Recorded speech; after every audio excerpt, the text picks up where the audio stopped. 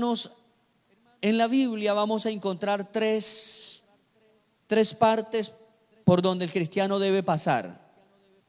Yo se las voy a decir las tres y luego vamos a entrar a lo que cada una de ellas significa. El pueblo de Dios en la Biblia debe pasar por tres lugares geográficos, que Israel pasó por tres lugares geográficos y todos tres lugares eran prueba. Nosotros tenemos que pasar por esos tres lugares a manera espiritual. El primer lugar era el desierto. El desierto. El segundo lugar era el camino escarpado, que ya lo vamos a ver dónde nos habla el camino escarpado. Y número 3, el valle de sombra y de muerte. Eran los tres lugares geográficos que Israel tuvo que pasar para luego poder mirar la tierra prometida, para luego llegar a un reposo, para luego encontrar las promesas de Dios cumplidas. Todos tres lugares era la antesala de lo que venía para Israel, el tiempo de gloria, el tiempo de bendición. La prueba, hermanos, es la antesala de los propósitos divinos. Pedro dijo que muchos se encuentran en una prueba de fuego. Pues, hermanos, hay diversidad de pruebas, pero hay unas que el apóstol le llama pruebas de fuego. Y son las pruebas más difíciles que un cristiano puede pasar. Las pruebas más difíciles que un hogar puede pasar.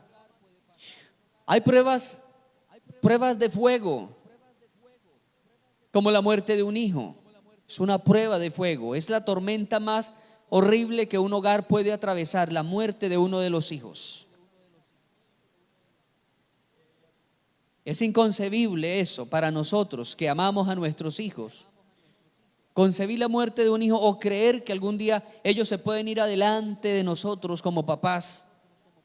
Eso es inconcebible. Todo papá quisiera morirse primero antes que sus hijos. Pero tal vez muchos entran en esa prueba, una prueba de fuego, una prueba tremenda, tremenda. Job pasó por prueba de fuego, hermanos, una prueba de fuego. Perdió todos sus 10 hijos a la vez, toda su economía, toda su hacienda. Perdió la credibilidad de su esposa en Dios. Perdió la salud física, la salud corporal. Entró en una prueba de fuego. José entró en una prueba de fuego porque aparte de ser duro la servidumbre, de haber sido esclavo, de estar trabajando como esclavo, aparte de esa servidumbre, lo más duro para él era saber que había llegado allá porque sus propios hermanos lo vendieron. La prueba de fuego más significativa para José, vuelvo a repetirle, que era saber que ahora estaba en esa condición de esclavo porque sus hermanos lo habían vendido.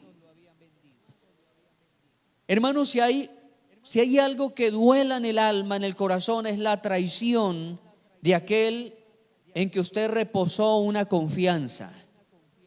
A usted le pueden decir, hablar y hacer todo lo que quiera la gente externa y seguro que le dolerá, pero no le va a doler tanto como si lo hiciera su esposo, su esposa o sus hijos o su amigo.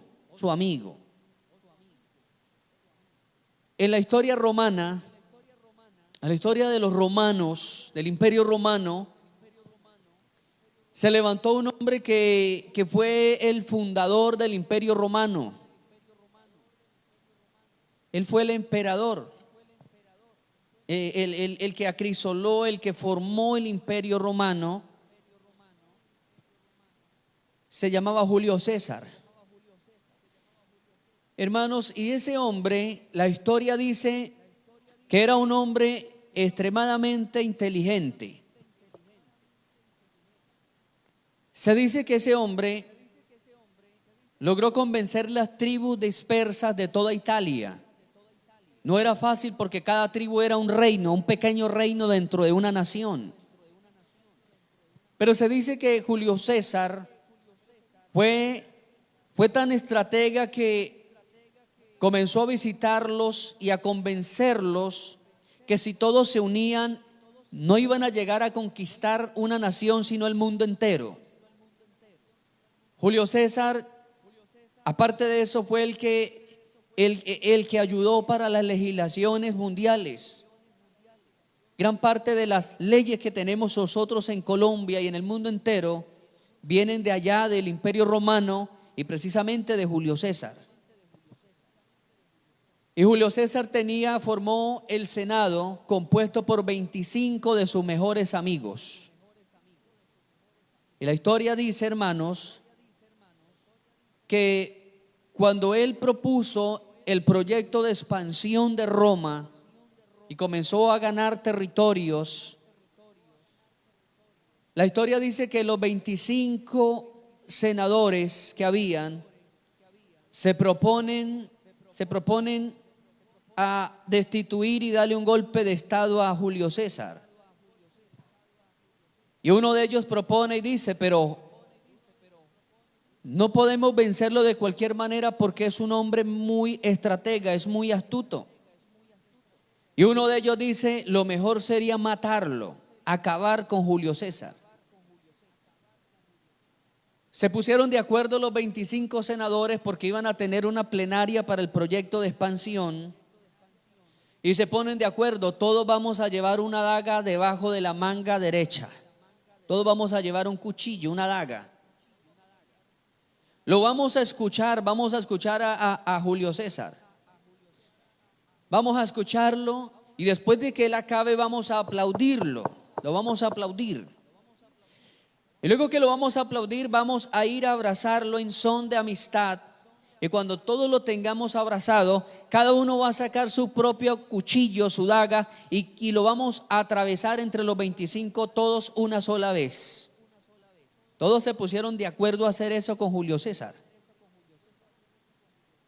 La historia dice que efectivamente se reunieron, él expuso su proyecto expansionista, les habló, todo conforme ellos venían hablando se estaba dando, se estaba cumpliendo.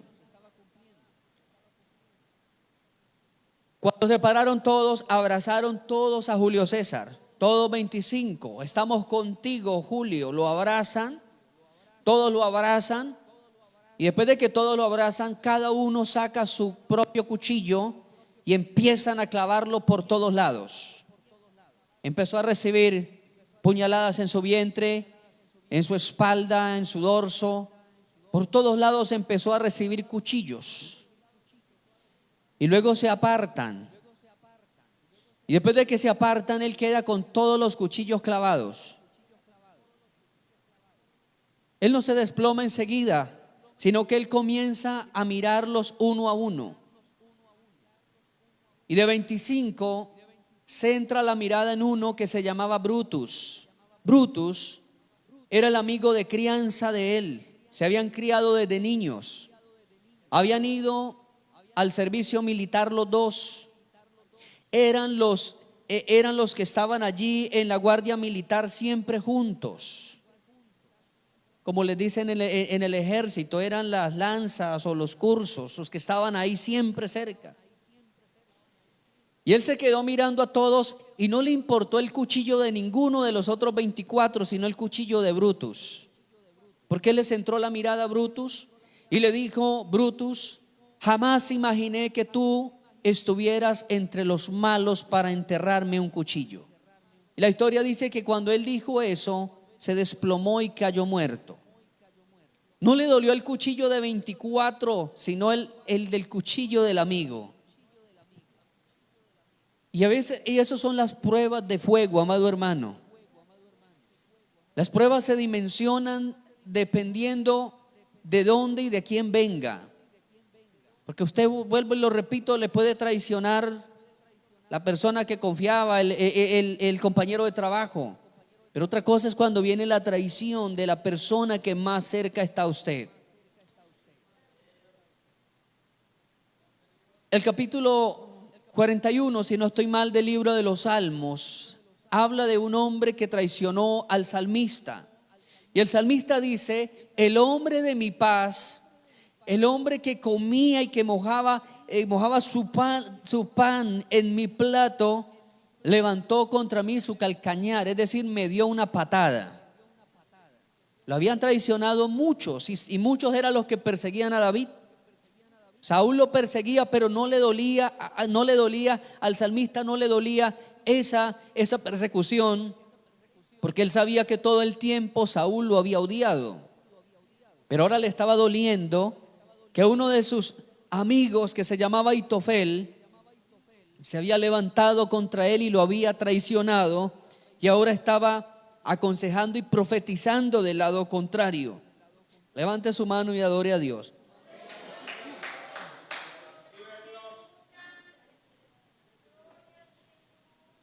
El primer lugar que Israel tuvo que atravesar se llamaba el desierto. El desierto es una región geográfica deshabitada que en muchas partes del mundo se encuentra. El desierto está rodeado de situaciones de escasez. El desierto está muy rodeado de escasez, de soledad, de hambre, de fuertes temperaturas. No solo fuertes temperaturas de calor, sino fuertes temperaturas de frío. La gran mayoría de los desiertos del mundo en el día logran llegar a temperaturas muy altas, como el desierto del Sahara, que logra llegar hasta 60 grados en el día. Pero en la noche la temperatura llega a ponerse a -0 grados. Los desiertos están rodeados de situaciones muy difíciles para la sobrevivencia humana. Israel tuvo que pasar el desierto. La primera prueba de Israel fue el desierto. El desierto. Deuteronomios capítulo 8, versículo 15.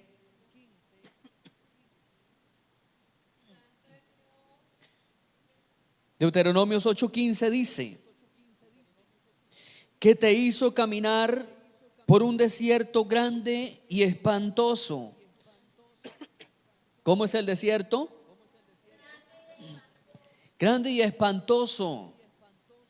No daban deseos de hacer excursiones como la gente aquí en el desierto de la Tatacoa. Aquí le llaman desierto de la Tatacoa, pero no es, hermano, ni una medio idea de lo que es realmente un desierto original, un desierto enorme. Dice que era un desierto grande y espantoso, lleno de serpientes. ¿Qué, hermano? Ardiente. La palabra ardiente se traduce como ardientes venenosas o mortales. Y estaba lleno de ¿qué, hermano? De escorpiones, también mortales. También había sed, escaseaba el agua. Y él te sacó de allí agua de la roca del pedernal. Te sustentó con maná en el desierto, comida que tus padres no habían conocido, afligiéndote y probándote, para la postre hacerte ¿qué, hermanos? Para hacerte bien. El camino del desierto fue muy tedioso para el pueblo, pero en el camino del desierto fue donde Israel vio y aprendió a conocer a Dios en su faceta de Dios proveedor, en su faceta de un Dios todo suplidor, todo proveedor. A veces pasamos por ese desierto porque Dios quiere mostrarse como el Dios proveedor de su pueblo. Lo conocemos como nuestro Dios Salvador. Lo conocemos como Dios Yeshua. Yeshua es la última revelación de Dios para su pueblo. Yeshua en hebreo, en español se pronuncia Jesús. Jesús significa salvación. Y conocemos a Dios como Yeshua, como la salvación de nosotros. Pero en el desierto, aparte de conocer a Dios como el Yeshua de nuestra alma, la salvación de nuestra alma, vamos a conocer a nuestro Dios como Jehová Jireh. Jehová Jireh es Dios de toda provisión, Dios que todo lo suple, Dios que de la nada hará brotar bendiciones. Esos desiertos por los que Dios nos pasa a veces, esos desiertos nos hacen pensar que nunca vamos a salir de ahí porque son grandes y espantosos. Espantosos. En esos desiertos nos invade la ansiedad. La ansiedad es el temor al futuro. ¿Será que nunca voy a salir de este desierto? ¿Será que voy a llegar a viejito viviendo así? ¿Será que voy a pasar todo el resto de mi vida consumido por este calor? ¿Será que nadie me podrá ayudar en esta etapa de mi vida? El desierto del cristiano es espantoso. Yo no he conocido todavía al primer cristiano que esté en el desierto y esté súper amañado en ese desierto. No lo he conocido todavía. Pero oiga, hermano, en este desierto la Biblia dice que los vestidos de Israel nunca se acabaron. Tal vez usted esté diciendo: hermana, vea, este vestido lo tengo desde hace 10 años. Y mírelo, parece que estuviera recién comprado. Hermano, no solamente se cumplió allá con ellos, yo lo conozco así también. Yo lo conozco así. Tener, hermano, ropa que uno dice: esta camisa me salió buena. ¿Cuál buena? Lo que pasa es que Dios le ha fortalecido ese tejido en ese desierto. El día que Dios lo saque del desierto, ese día usted se va a agachar a recoger el lapicero y se le va a rasgar la camisa, porque ya Dios le va a abrir puertas para comprar algo mejor. Ya Dios lo va a bendecir. Y a veces queremos salir del desierto por nuestras propias cuentas. Queremos escaparnos del desierto por nuestras propias habilidades. El salmista dijo, cuando estaba en un desierto espiritual, dijo: ¿quién me diera alas como paloma? ¿Quién me diera alas para yo volar lejos del desierto, lejos de aquí? Porque eso es lo que uno quiere, hermano, en el desierto: volar donde nadie lo distinga, volar donde nadie lo mire. A veces quisiera que ninguno nos hablara ni nos mirara, y quisiéramos tener alas de paloma y escapar de esa situación. Escapar. Salir del culto y que no me salude nadie, sino rápidamente escabuirme, salir rápido. Quisiéramos a veces eso en el desierto. En el desierto Israel probó el pan de la cocina celestial. Probó un pan que lo habían fabricado en el cielo, amado hermano. Un pan que caía de la cocina celestial, hecho en el horno celestial, amasado por las manos de los ángeles. Un pan delicioso. Un pan que dice la Escritura que su sabor era sabor a miel. Y estaba proviniendo de allá, hermano, de la cocina de Dios. Sus zapatos nunca se acabaron. No se acabaron sus zapatos.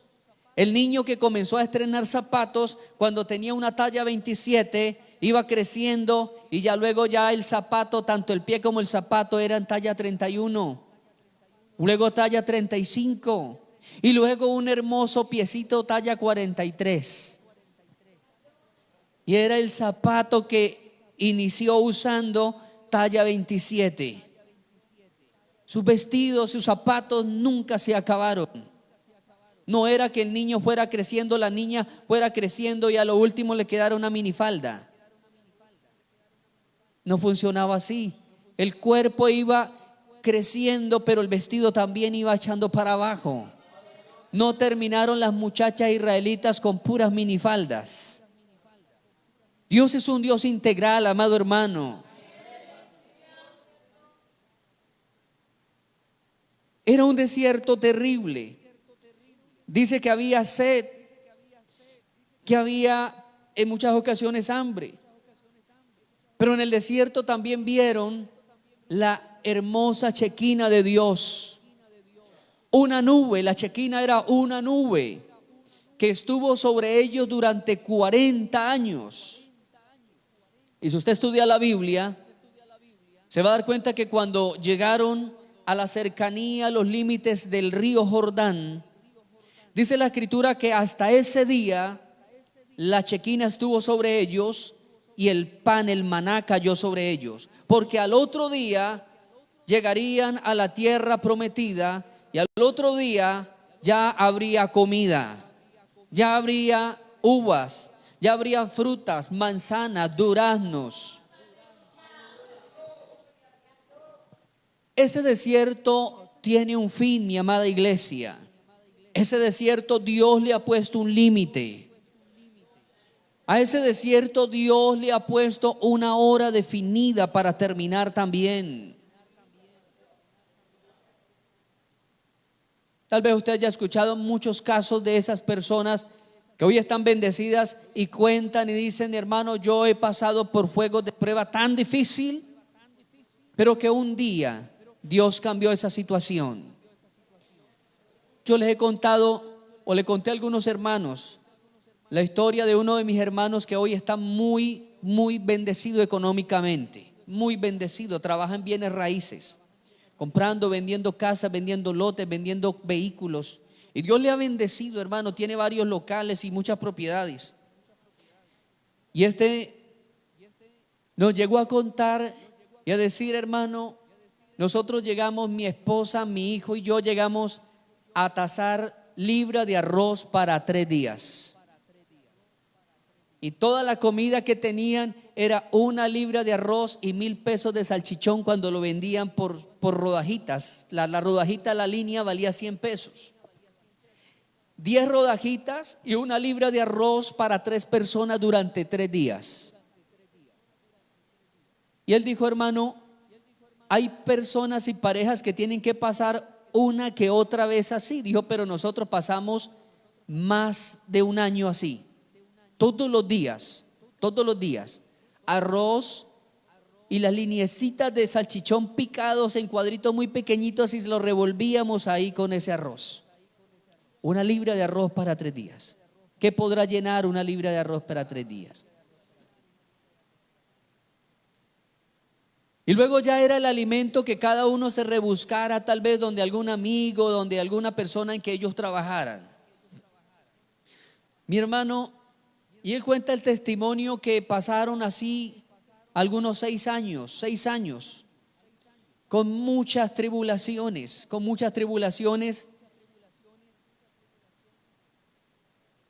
Y entonces dice el hermano que en una ocasión a la esposa le salió un trabajo, y el trabajo era aseando casa, lavando ropa y aseando la casa. Y mientras estaba lavando la ropa a mano, alguien había dejado una aguja en un pantalón de jean. Y la aguja se le entró en la palma de la mano toda. No se le veía cómo alarla. Ella le mostró a la señora de la casa, y la señora de la casa dijo: hija, llame a alguien que la lleve, tiene que ir rápidamente al hospital para que le apliquen una inyección contra el tétano y para que le hagan la extracción de esa aguja. Fue al hospital del pueblo, le miraron, pero el médico de allí, de ese pueblo, le dijo: hay que remitirla a un hospital de mayor nivel. Y la remitieron, y él dice: no tenía una sola moneda de 100 pesos para yo irme y asistirla allá. Le remitieron para hacerle la operación en la mano, y dice que estando él en esa angustia, él se sentó y se puso a llorar y le decía: Señor, haga algo, porque ya realmente no resisto más este desierto, no resisto más. Mientras él estaba ahí, dice que una señora pasó y le dijo, muchacho, ¿le duele la cabeza? Y él dijo, no, no me duele la cabeza. ¿Qué tiene? Es que mi esposa la van a operar, se incrustó una aguja totalmente, la van a operar. Dijo, sí, tranquilo que el médico que tenemos es médico cirujano, es muy bueno, es el mejor de aquí. La vida de ella está segura en las manos de él. Dijo, no, no me preocupa eso, es la situación en que vivimos. Dice que esa señora le dio unas palabras de aliento y le dijo, mire hijo, no hay prueba que no tenga un límite. Tal vez ella conocía de Dios. Y le dijo, no se preocupe, no se preocupe. Dios va a obrar a favor de ella y de usted. Le preguntó cómo se llamaba y él le dio el nombre y dijo, bueno, mire fulano de tal. Lo primero que quiero decirle es que a Dios no se le acaban los recursos para ayudarlo a uno. ¿Tiene familia? Dijo, sí, tengo familia. ¿Qué edad tiene? Le dijo, tengo un niño de tal y tal edad. Dijo, bueno, qué curioso, yo tengo una ropa que me regalaron como para un niño de esa edad. ¿Qué edad tiene su esposa? Mi esposa tiene tal edad. Tengo también una ropa también que le puede quedar buena a ella. Dice que terminó llevándoselo para la casa y allá le sacó los paquetes. Les preguntó, ¿ustedes tienen cómo regresar a su pueblo? No, no tenemos cómo regresar. No tenemos ni vehículo ni dinero. Ella dijo, bueno, puedo ayudarles también con el dinero para el regreso. Y cuando ya se iban a despedir, le dijo, ¿usted tiene cómo cuidar a esa esposa unos días para que no trabaje? ¿Tiene cómo alimentarla bien? Le dijo, la verdad, no. Dijo, bueno, también tengo dinero para darle para que compre frutas y verduras para esa mujer que ahora está operada de la mano. Cuando ya se iba a ir, le dijo, muchacho, ¿usted tiene trabajo? Le dijo, la verdad, no. Trabajo en lo que me salga. Dijo, bueno, es que curiosamente en ese pueblo yo tengo un amigo. Tiene una ferretería y tiene unos locales. Voy a llamarlo, tal vez tenga trabajo para usted también. Hermano, salió con ropa para él, para ella, para el niño, dinero para ir de vuelta, llegó con mercado y al otro día lo llamaron, venga a trabajar. ¿Cuál fue el límite que Dios puso para ese desierto? Una pequeña aguja. Una pequeña aguja fue el límite que Dios marcó para que ese hermano pudiera salir del desierto. Hoy está bendecido, amado hermano. ¿Cuántos alabamos el nombre del Señor? Moisés pasó por el desierto, hermanos. Moisés no recibió un llamado de Dios mientras estaba en la corte de Faraón. Allí estaba cómodo, allí tenía estudio, allí tenía los privilegios de ser parte de la familia de Faraón.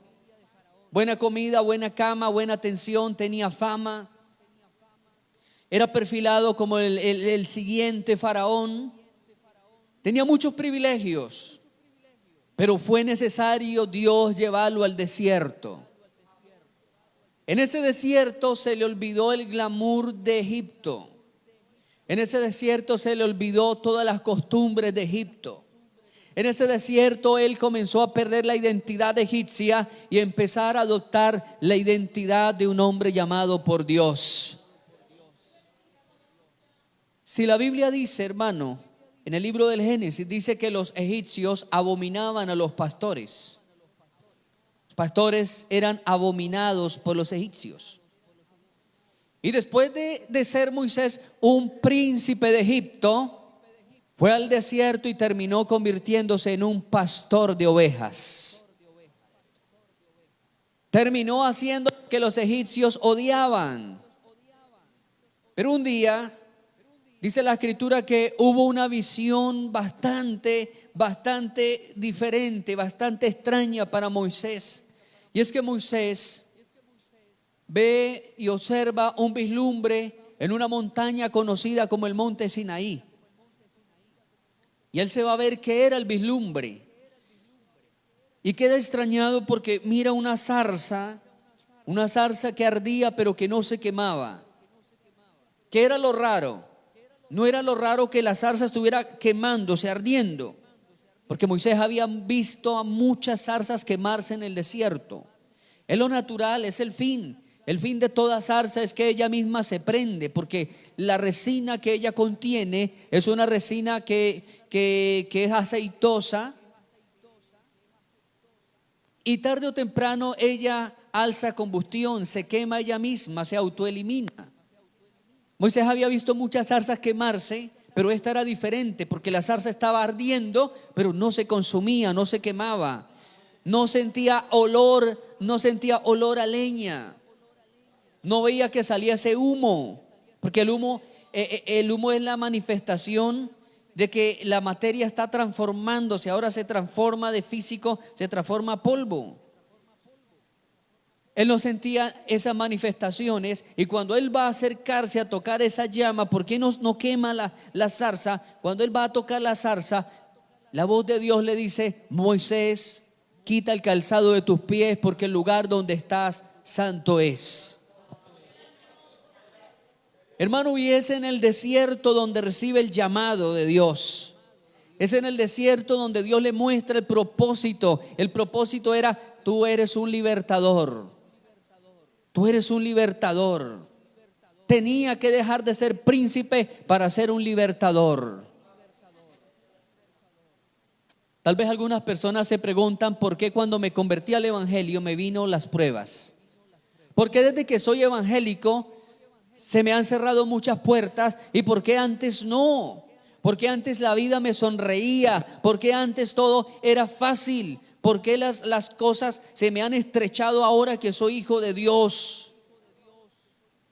Entras al desierto, pero en el desierto Dios dice: esto es para la postre hacerte mucho bien. Oiga, hermano, ¿por qué el desierto?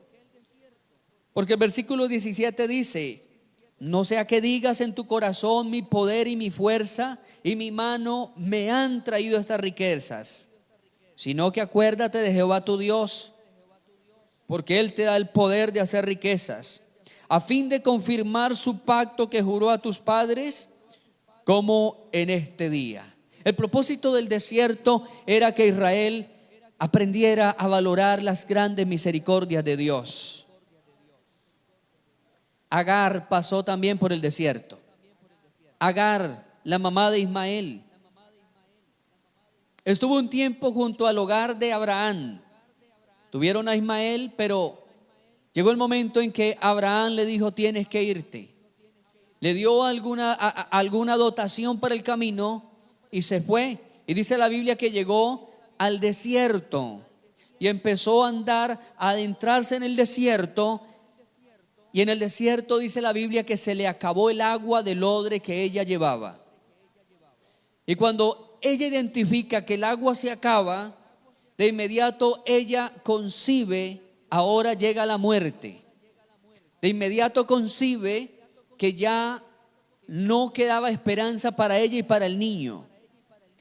De manera que dice la Biblia que el niño, estando deshidratado, lo dejó debajo de un árbol, y ella se sentó debajo de otro a la distancia. Dice la Biblia claramente que se sentó a ver morir el niño.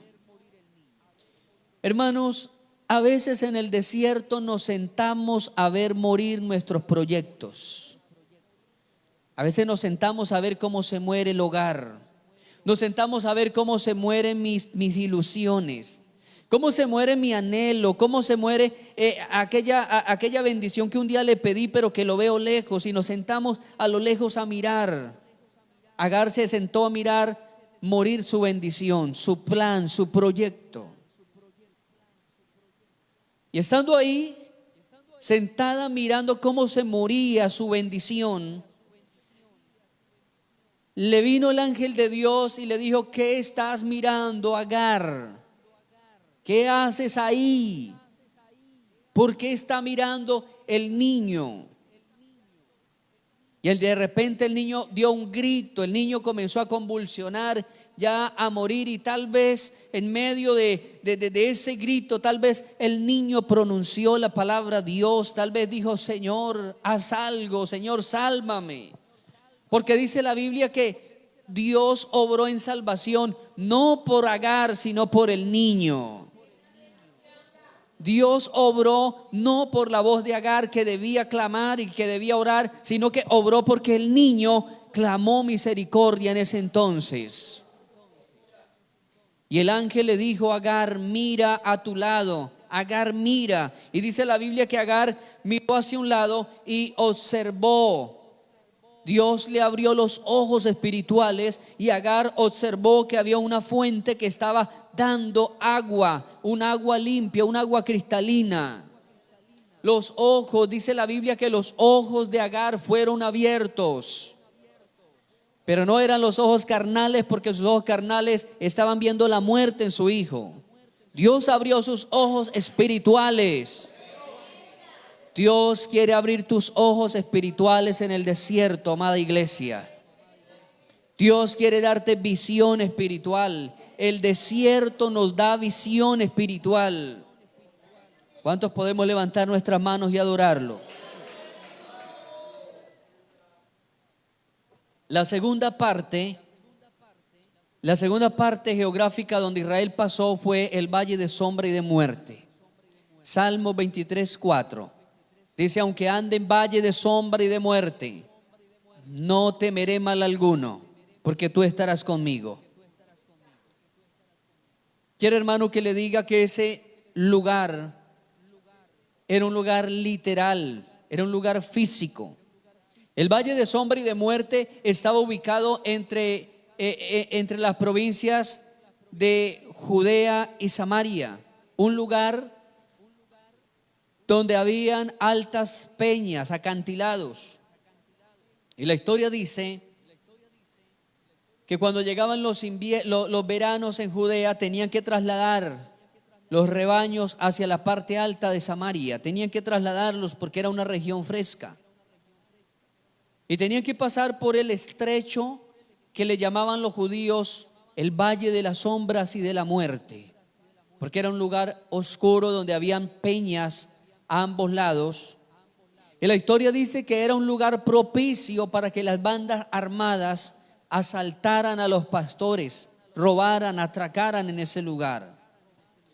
La historia dice que los pastores debían unirse y entre varios pasar los rebaños y a la vez cuidarse de las bandas armadas. Pero David dijo: no voy a tener miedo del valle de sombra y de muerte. Se sentía seguro de atravesarlo el rebaño y él. Sentía que no era necesario convocar a una cantidad de otros pastores para poder pasar ese lugar. El valle de sombra y de muerte significa confusión para el cristiano. La confusión. Las sombras nos nublan la vista. Las sombras no nos dejan ver claramente. Las sombras confunden la visión. No vemos el camino. Entramos, pero no vemos la salida. Tal vez pasa como el transitar en las selvas. Todo es parecido, todo es idéntico. Y para volver al mismo punto se hace casi imposible. Las sombras, el valle de sombras significa la confusión. Cuando no entendemos tantas cosas que nos están pasando. Cuando no entendemos por qué si yo predico y oro por los enfermos y los enfermos se sanan, yo mantengo enfermo. A veces no entendemos eso. ¿Por qué oro por tantos y todos se sanan, pero yo a la vez estoy enfermo? ¿O por qué oro por todos y se sanan todos, pero mi hijo mantiene enfermo? ¿Por qué veo que el hermano que está a este lado lo bendice Dios, a este también, pero a mí no? Confusión. El valle de sombra es confusión. Tal vez los jóvenes no entienden por qué papá y mamá me llevan al culto, pero yo no entiendo porque yo no siento lo que ellos sienten. Confusión.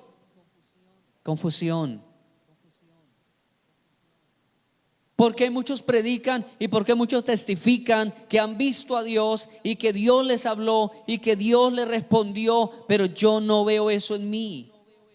Confusión. Es confusión. ¿Qué tengo que hacer para recibir la comunión de Dios? ¿Tengo que ser más bueno y dejar de pecar más?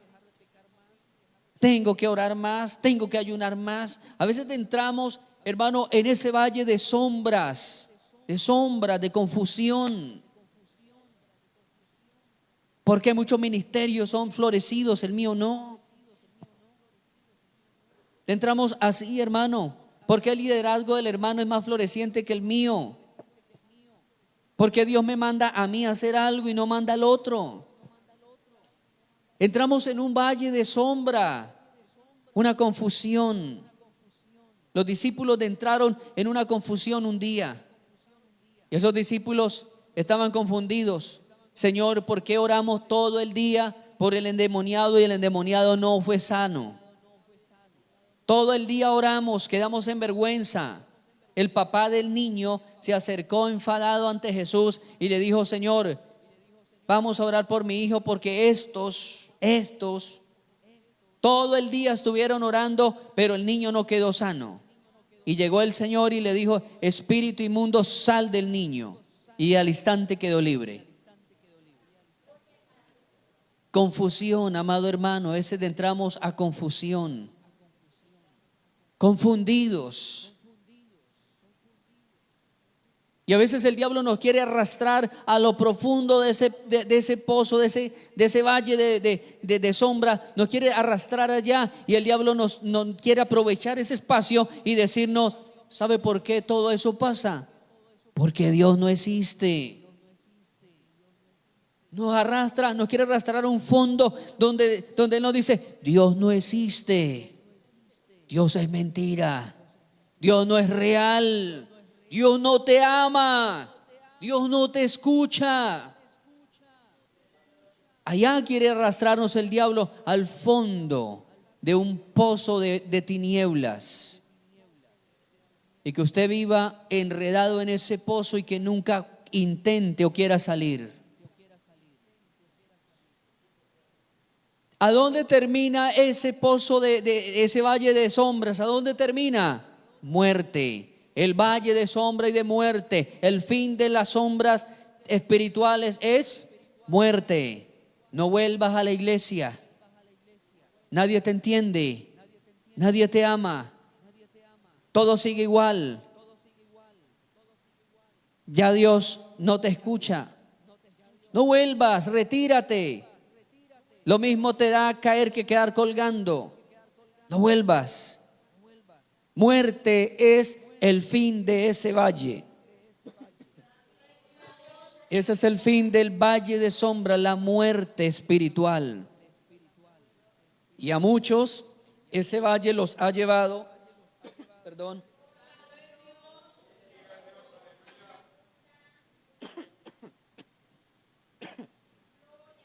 a muchos los ha llevado ese valle a la muerte física, porque se han quitado la vida, se han suicidado. Ese valle de sombra es una cárcel, amada iglesia, es una cárcel. Es una cárcel con unos barrotes muy gruesos y muy finos. Es una cárcel donde la persona quisiera gritar tan fuerte que alguien venga con la llave y le abra prontamente y le dé la mano y diga: estás libre. Ese valle de sombra y de muerte taladra la mente del cristiano cada momento.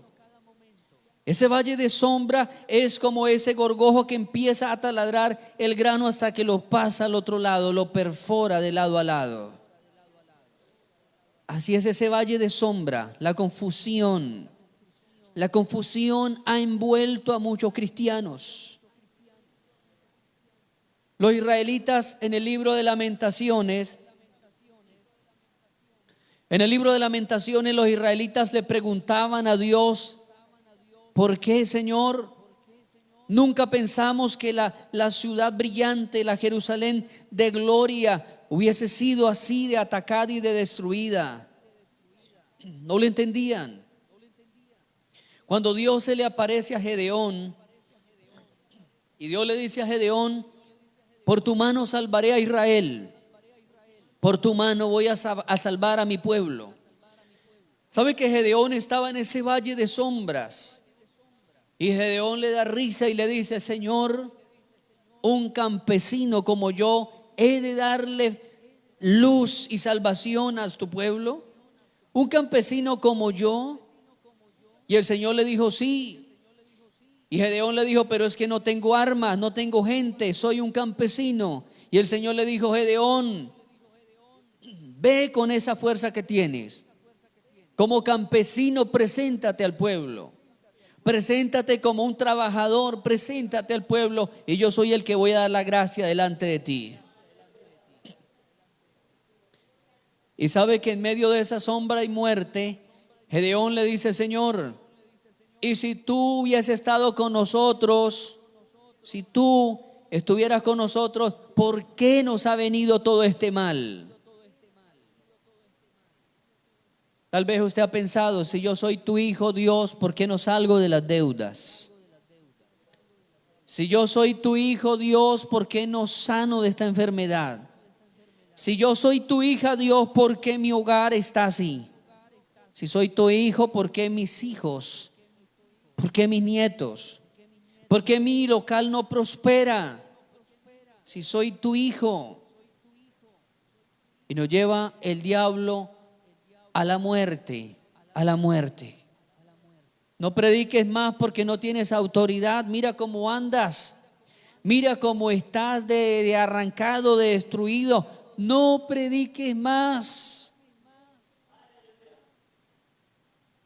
Y a veces nos pone vergüenza, vergüenza interna.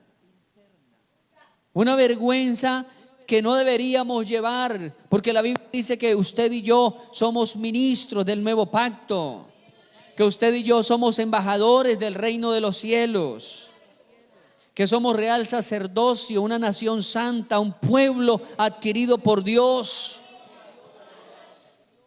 Y nos pone a veces a arrastrar una vergüenza como si hubiésemos sido exconvictos, escapados, fugados, no sé, de alguna cárcel y nos hubiesen reseñado. Y nos pone esa vergüenza. Yo sufrí ese valle de sombras, hermano, recién entrado al trabajo del ministerio. Y se burlaban porque yo era extremadamente delgado. Y se reían los otros pastores, se burlaban, me hacían bullying. Se burlaban. Y cuando yo me ponía corbata, me metían los dedos aquí y me alaban el cuello. Me decían: esa no es la talla de su camisa. Se reían. Y había uno que era grandote y tenía las manos muy grandotas.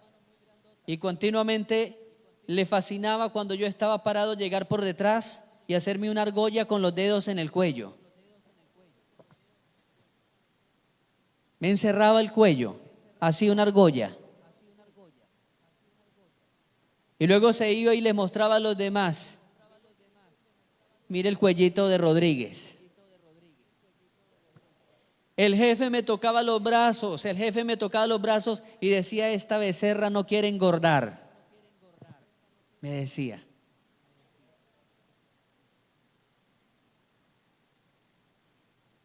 Y en una reunión del grupo armado donde estábamos, el jefe le dice a las personas, de todos los que están aquí, hay como unas 500 personas, ¿quiénes son evangélicos? Porque él iba a dar una orden a los evangélicos, se quería dirigir a los evangélicos.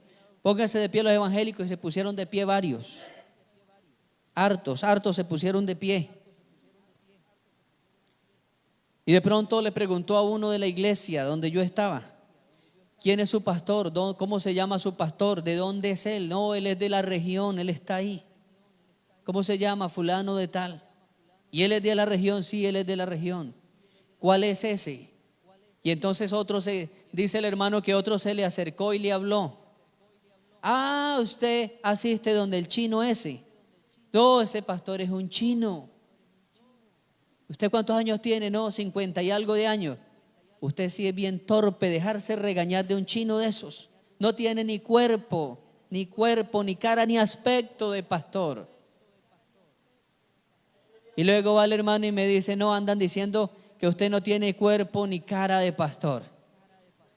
Que somos torpes dejándonos regañar de usted. Hermano,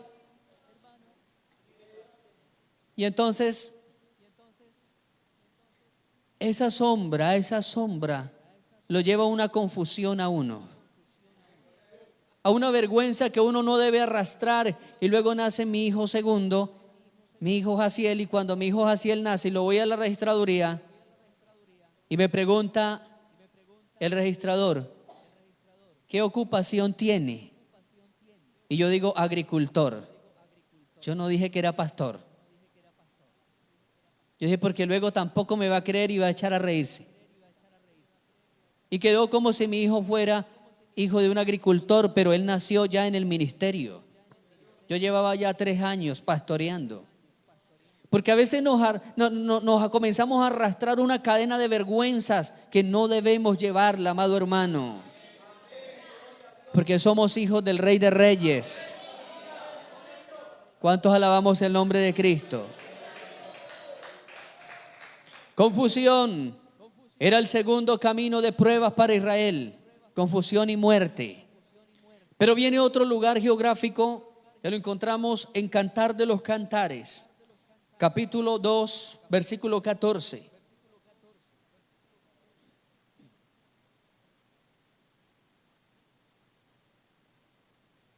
Cantar de los Cantares, capítulo 2, 14.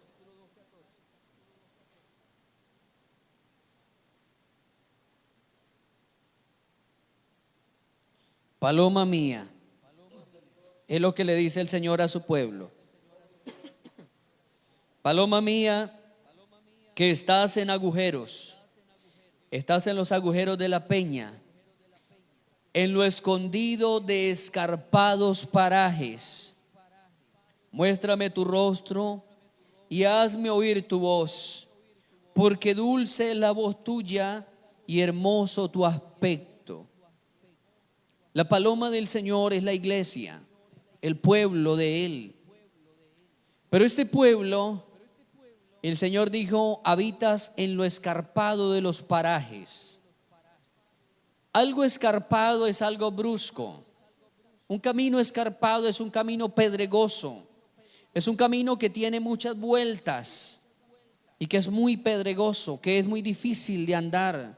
Es un camino que no se puede ir a las carreras, porque fácilmente puede tropezar y herirse. El tercer lugar de pruebas en que Israel pasa y pasó y nosotros como iglesia estamos pasando es el camino escarpado, el camino de dolor, el camino donde vamos dejando gotas de sangre. Eso es el camino escarpado, donde vamos caminando y cada paso duele, cada paso nos hace dar gemidos, donde cada paso es un dolor y es un ay. Eso es el camino escarpado, mi amada iglesia. Caminar con dolor, caminar con lágrimas, caminar con incomprensiones. Pero en medio de ese camino, el Señor invita a su paloma: paloma, no dejes de alabarme. Paloma, quiero oír tu voz. Paloma, quiero que tu voz se eleve por encima de lo escarpado que sea el camino. Porque es que, hermano, cuando usted y yo entramos por el camino escarpado, la primer trampa del diablo en ese camino es que nosotros cerremos nuestros labios y no adoremos a Dios. Es que nuestros labios cambien el sentido original para lo cual fueron creados. Es que en vez de escucharse la canción para Dios, que nuestros labios mantengan pronunciando quejas. El Señor le decía a esta amada: paloma mía, tú que estás en caminos y parajes escarpados, muéstrame tu voz, quiero oír tu voz. El diablo te ha querido silenciar. El diablo te ha querido silenciar, y por eso, hermano, yo no soy compartidario que a veces, bueno, a menos que usted venga adentrando y pues es justificable que usted entró y quiso arrodillarse a orar. Pero no soy compartidario que en el momento de la alabanza y la adoración alguien precisamente tenga que arrodillarse.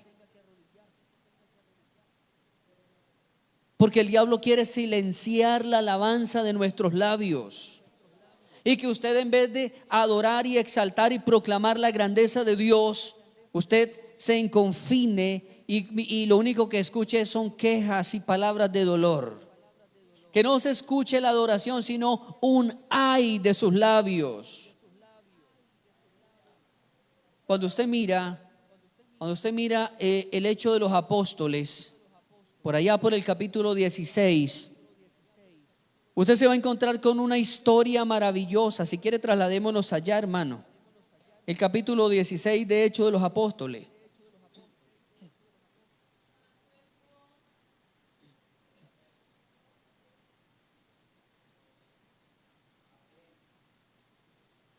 Gloria al nombre del Señor.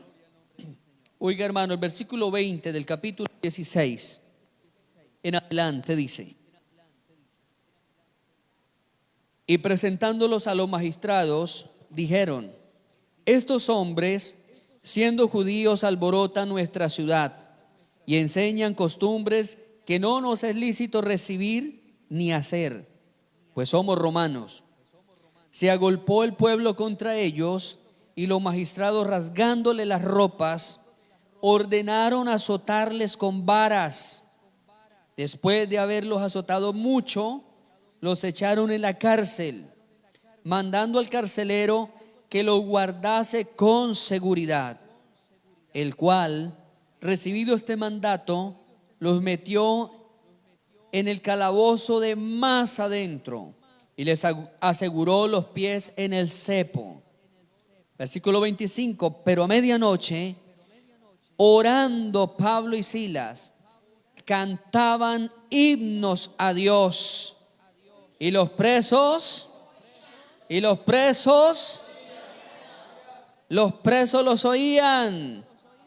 Y entonces sobrevino de repente un gran terremoto, de tal manera que los cimientos de la cárcel se sacudían. Al instante se abrieron todas las puertas y las cadenas de todos se soltaron. Despertando el carcelero, viendo abiertas las puertas de la cárcel, sacó la espada y se iba a suicidar, se iba a matar, pensando que los presos habían huido. Mas Pablo clamó a gran voz diciendo: no te hagas ningún mal, pues todos estamos aquí. Él entonces, pidiendo luz, se precipitó adentro y temblando se postró a los pies de Pablo y de Silas, y sacándolos les dijo: señores, ¿qué debo hacer para ser salvo? De la muerte a la vida, amado hermano, este carcelero saltó de la muerte a la vida. Pablo y Silas fueron azotados mucho. Fueron puestos en la cárcel, pero no por estar robando. Fueron a la cárcel no por estar delinquiendo, no porque violaron a una niña, no porque defraudaron los heraldos públicos de un municipio. Fueron a la cárcel no por violencia intrafamiliar, no por dejar niños regados. Fueron a la cárcel por predicar a Jesús de Nazaret, por predicar a Jesucristo. Fueron a la cárcel, hermano, y dice la Biblia que le quitaron las ropas y los golpes que le daban era con varas, a piel desnuda, con varas. Reventaron sus pieles, sangre fluía por todos lados, había hinchazón, golpes, laceraciones por todos lados, cortadas, porque muchos de ellos le tiraron piedras también. con hambre, con frío, porque los entraron a una mazmorra, a una cárcel romana, que eran mazmorras, túneles muy profundos, túneles fríos, húmedos. Y a medianoche, estando ensangrentados, inflamados sus cuerpos, con hemorragias todavía, contusiones, golpes, amoratados, quizás con hambre, desnudos, pero dice la Escritura que su alma estaba allí prendida en el altar de Dios. Era medianoche y hacían oraciones, pero también dice que cantaban y cantaban himnos a Dios.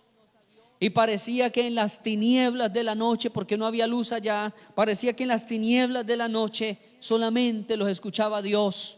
Pero dice la Escritura que todos los presos estaban asombrados, porque lo único que los presos normalmente escuchaban en esa cárcel eran quejas, maldiciones contra el imperio, que renegaban, que maldecían. Tal vez lo único que se escuchaba cuando llevaban un nuevo preso era las lágrimas, los sollozos, llorando por allá en las tinieblas. Pero estos presos eran diferentes. Estos presos estaban felices de lo que les estaba ocurriendo. Estos presos estaban felices porque estaban recibiendo un azote por el amor de Dios. Y dice que estaban cantando. Hermanos, ellos estaban pasando por el camino escarpado. Estaban pasando por el camino de lágrimas, de sangre, de dolor. Pero su voz se cumplió. Se cumplió lo que Dios le dice al cantar de los cantares. Se cumplió. Amada mía, hazme oír tu voz. No cierres tus labios. Ellos siguieron cantando y adorando y bendiciendo a Dios en medio de ese camino. Y de repente, oiga hermano, cada salida de la prueba viene con un de repente. No se preocupe, vendrá su de repente también. No se preocupe, vendrá su de repente, hermana. Vendrá su de repente, hermana Lidia, hermano Yesid. Vendrá un de repente para sus vidas. Para todos vendrá un de repente. El momento que usted menos esté esperando, el momento que usted esté desaprevenido pero cantando, vendrá el momento en que Dios hará temblar los cimientos del infierno. Vendrá el momento en que Dios hará temblar los cimientos de esa prueba. Vendrá el momento en que se sacudirá su economía. Vendrá un momento en que se va a estremecer esa cárcel que el diablo le ha puesto. Y las puertas van a ser abiertas. Y las cadenas que lo atan, que no lo dejan correr, que no lo dejan impulsarse, vendrá el momento que esa cadena se va a romper. Mi hermano, yo quiero pedirle un favor a usted, y es: por favor, no deje de alabar a Dios nunca. No deje de alabar a Dios aunque esté enfermo. No deje de alabar a Dios aunque le vengan críticas, murmuraciones, aunque le levanten falsos testimonios, aunque comiencen a señalarlo, aunque lo señalen, aunque venga el bullying y le digan que usted es fea, que usted no se va a casar, que usted es feo. No importa, aunque venga el bullying. Le digan: usted no tiene cara de pastor ni cara de líder, usted no tiene cara de mujer de Dios. Tenga corazón de pastor, tenga corazón de líder, tenga corazón de mujer de Dios. Así su cara no le colabore, pero tenga un corazón dispuesto para Dios. Porque tarde o temprano el Señor va a cortar esas cadenas. Tarde o temprano Dios va a decir: este es el punto para hacer un de repente. Yo tuve un de repente en mi economía. Y yo le he contado mucho a ustedes que mi hija fue declarada en desnutrición. La enfermera del pueblo dijo: si de aquí a un mes la niña no se sostiene en el peso, llamo a bienestar familiar. No había, hermano, no había dinero. Yo ingresé al ministerio, hermano, yo tuve entradas de 70,000 pesos mensuales. Yo sé que es irme a una confraternidad y volver haciéndole señas, tirando dedo a los camiones, a los carrotanques, y pasar de pueblo en pueblo así, un carro aquí y luego otro, y llegar a la casa y encontrar la caneca donde depositábamos el mercado vacía, hermano. Yo sé que es eso. Cuando vendían las famosas mogollas de 100 pesos, esas mogollitas, no sé si te acuerdas que vendían los paquetes y cada mogolla valía 100 pesos. Bueno, yo supe que era irme a convenciones, donde pasar toda la convención y todos los días, mañana y tarde, me comía una mogolla de 100 y una bolsa de agua. Yo supe que era coger una bolsa de agua, hermano, tomarme un poquito y echarle un nudo arriba y cargarla dentro del bolso. Y luego destaparla y probar, porque no había sino para una bolsa de agua diaria. Una bolsa de agua diaria y 2 mogollas. Y pasar toda una convención así. Hermanos, y cuando a mi niña le declararon desnutrición y la amenaza, la enfermera amenaza a mi esposa: si esta niña de aquí a un mes no sube de peso o ha bajado, yo reporto bienestar familiar. Y yo llegué del campo y mi esposa estaba llorando y muy afligida. Amor, la enfermera me amenazó que va a entregar la niña a bienestar familiar. ¿Qué hacemos? Y ella dice: tiene que ahora muéstreme el tarro de leche que usted le da a la niña, muéstreme. Y mi esposa, mi niña llevaba meses que no podía comprarle leche, era solo agua panela, hermano. Agua de panela y agua de panela. Era una bebé y solamente tomaba agua de panela. Y le dice: muéstreme a ver qué leche le está dando. Y mi esposa no tenía que mostrarle, porque no, hacía meses no compramos ni una bolsa ni un tarro de leche. Muéstreme. Yo póngase pilas con esa niña, porque se la puedo hacer quitar de bienestar. Y cuando ella me dijo eso, yo le dije: Señor, esta noche hasta que no me respondas no me voy de la iglesia. Yo me fui para el templo, hermano, y comencé a decirle: Señor, yo entiendo, Dios, yo entiendo esto, yo entiendo este trabajo. Voluntariamente acepté cuidar este templo, voluntariamente acepté toda esta responsabilidad, Señor, pero mi niña no entiende, ella es inocente, ella no sabe por qué no hay un alimento para ella no sabe, Señor. Y comencé a orar y a decirle: Señor, porque mi niña es ignorante de esto, pero Señor, yo te ruego, provéame para un tarro de leche, provéame, Señor, provéame, Dios. Y comencé a orar con tal angustia hasta la medianoche, hermano. Yo entré tal vez entre 8 o 9 de la noche y no me levanté de ahí, no levanté mi cabeza del altar hasta las 12. A las 12 le dije: Señor, no sé qué va a pasar, Señor, pero este nuevo día será un día con leche para mi hija. Me fui a dormir, me fui con esa aflicción en el corazón. Al otro día a las 4 de la mañana volví al templo, y cuando iba llegando al templo había un billete de 10,000 pesos entrando al templo. Un billete de 10,000 pesos, todo mojado porque había llovido esa noche. Mojado, estaba blandito. Yo le pasé por encima el billete, pero yo dije, porque los niños mantenían jugando con esos billetes de juguete, esos bonos.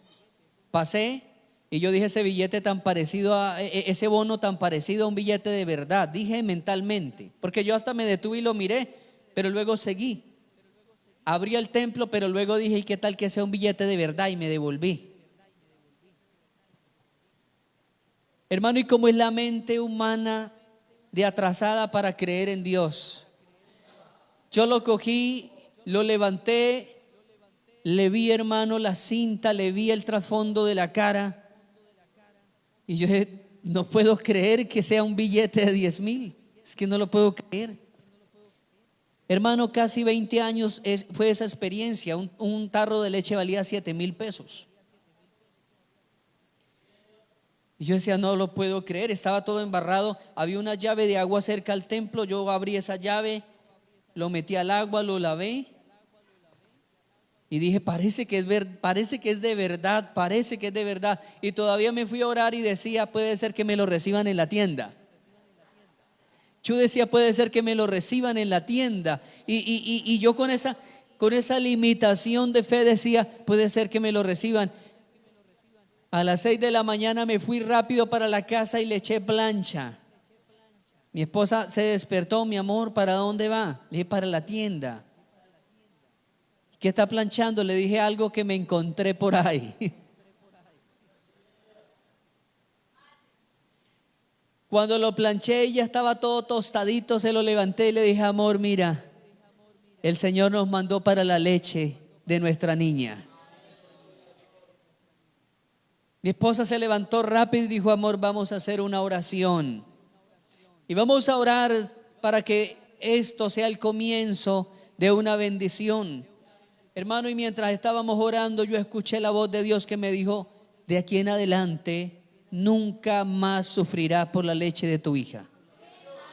Hermano, y nunca jamás me volvió a faltar para la leche de mi hija, nunca jamás.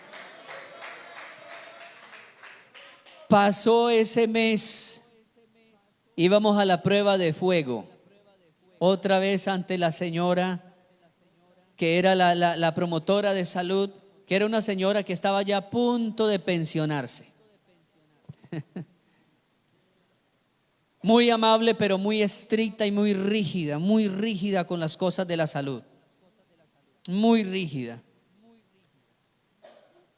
Y lo primero que ella hace cuando vamos con la niña es levantarle el vestidito y empezar a tocarle las piernas. Le toca las piernas y luego le sube la manga y empieza a tocarle los brazos. Y apenas yo vi que ella hizo señas con la boca de que estaba bien.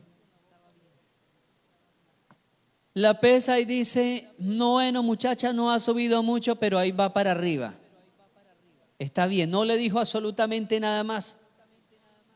No ha subido mucho, pero ha subido, eso es positivo. Hermano, toda prueba tiene un momento, un de repente, tiene un límite que ya Dios le ha establecido. Por eso, hermano, yo le pedí a usted ese favor y es que no deje de alabar a Dios en medio del camino en que está pasando. No deje de alabarlo. No deje de alabar a Dios. Y aun cuando el diablo le muestre lejos lo que usted anhela, lo que usted desea, usted alabe a Dios.